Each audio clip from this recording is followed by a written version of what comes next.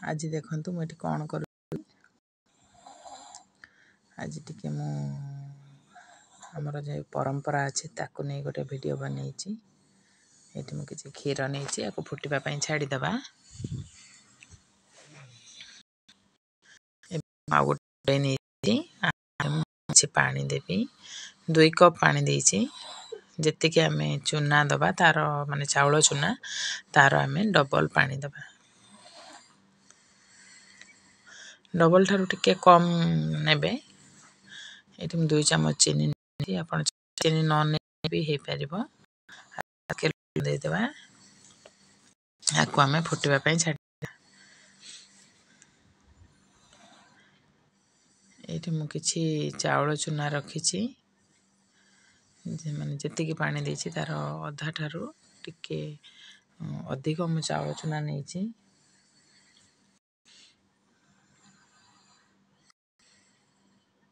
एबे पानी फुटी आसलानी चीनी भी मेल्ट हो जाइछि।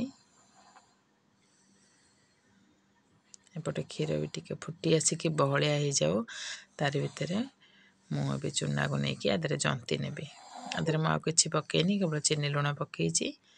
एठी मु गोटे कप चुना ही रखिछि जो कप रे कि मु नेइथिली चावल। एबे आको मु जंती नेबी।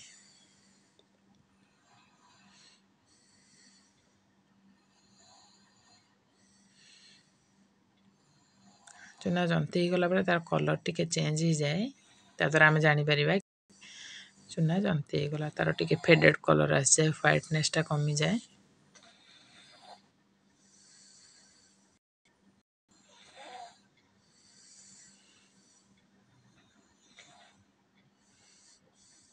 टिके गोळौथिबे न लागि जिवो जतबेले आपण बनेबे।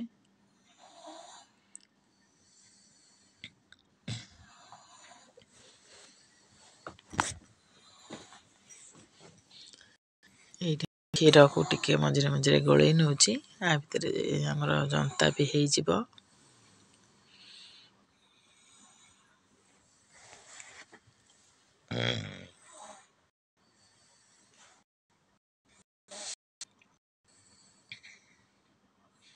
कलर देखन केमती चेंज हे गानी।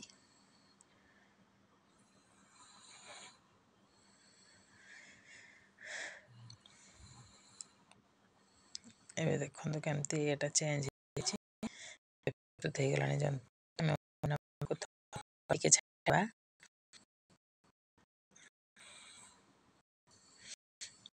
गुडे बाहर कर देकी मु पानी देबी आ को फुटिबा को छाडी देबी।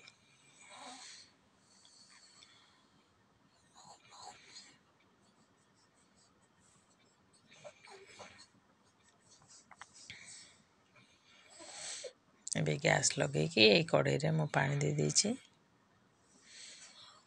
टिका पानी दे देछि और कड़ा ये पाखा पाखी पानी दे देछि।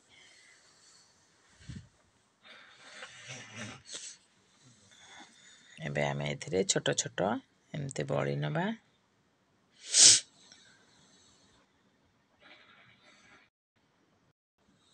टिक टिक जेते साइज करछि आपण चाहिले आउरी छोटो करिवे जेते छोटो करिवे सेते टेस्ट हबो।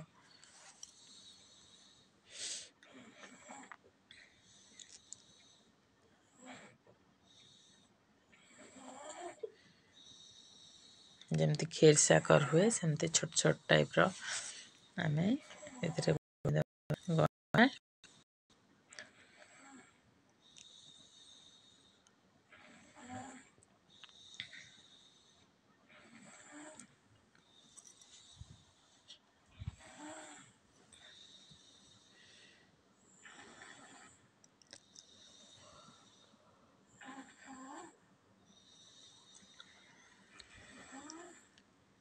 पानी फुटी गलानी। एबे हमें गइठा गुडी को पक्के नबा। एटा सबुठारु इजी उपाय। सब मंडा किबा काकरा मंडा किबा तयारी करिवे बढ़िया से पानी रे फुली जे जानिबे से गलानी धीरे भासीबा स्टार्ट करानी। ହେଇଗଲା।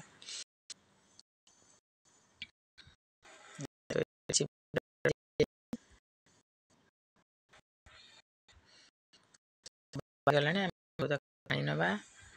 ଏପଟରେ ଯେଉଁ କ୍ଷୀର ସେଇ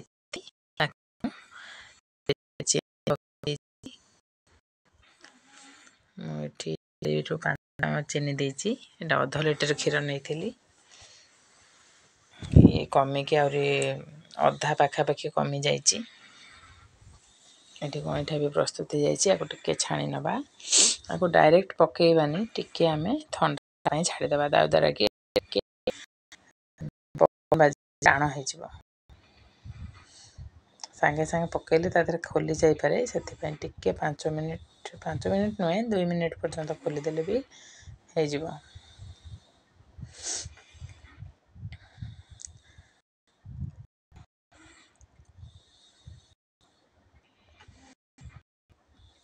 ଏବେ ମୋ ଗଇଁଠା ଗୁଡ଼ିକ ସବୁ ଛାଣି ନେଇଛି।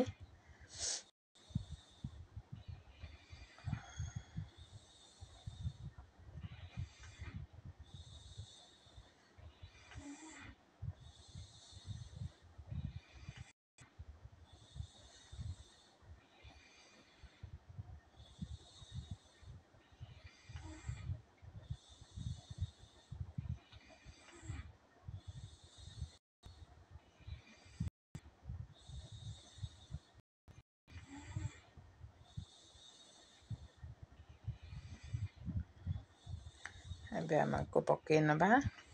ଆଉ 5ରୁ 10 ମିନିଟ୍ ପର୍ଯ୍ୟନ୍ତ ଆମେ ଫୁଟେଇବା। ଯାହାଦ୍ୱାରା କି କ୍ଷୀର ଆଉ ଚିନିର ଟେଷ୍ଟ ଆମ ଗଇଁଠା ଭିତରେ ଆସିଯିବ। ଯେହେତୁ ମୁଁ କ୍ଷୀରରେ ଲୁଣ ପକାନ୍ତିନି, ମୁଁ ସେଠୁ ଲୁଣ ପକାଇ ନଥିଲି। ଏବେ ଲୁଣ ପକାଇନି।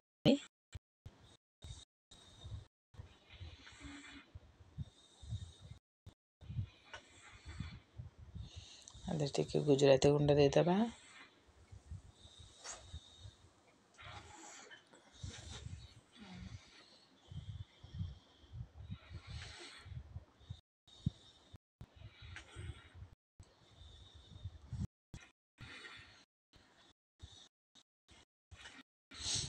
ଏବେ ଦେଖନ୍ତୁ, ମୁଁ ଗୋଟେ ଛୋଟ ପ୍ୟାନ୍ ନେଇଛି। ତା ଦେହରେ ଟିକେ ଘିଅ ଗୋଟେ ଦେବା।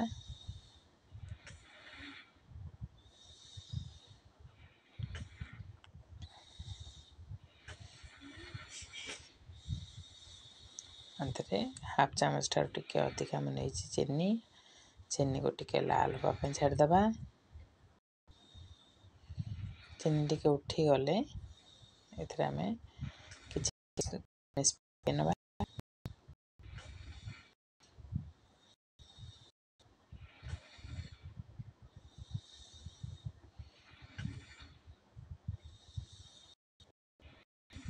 କିସମିସ୍ ପକାଇ ଟିକେ ଗୋଳେଇକି ଆମେ ଗ୍ୟାସ୍ ବନ୍ଦ କରିଦେବା।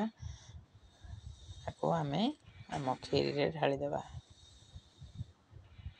ଆମର ଗଇଁଠା କ୍ଷୀରି ଏବେ ପୁରା ପ୍ରସ୍ତୁତ ହୋଇଯାଇଛି। କଲର୍ ଦେଖନ୍ତୁ କେମିତି ସାଙ୍ଗେ ସାଙ୍ଗେ ଚେଞ୍ଜ ହୋଇଗଲାଣି।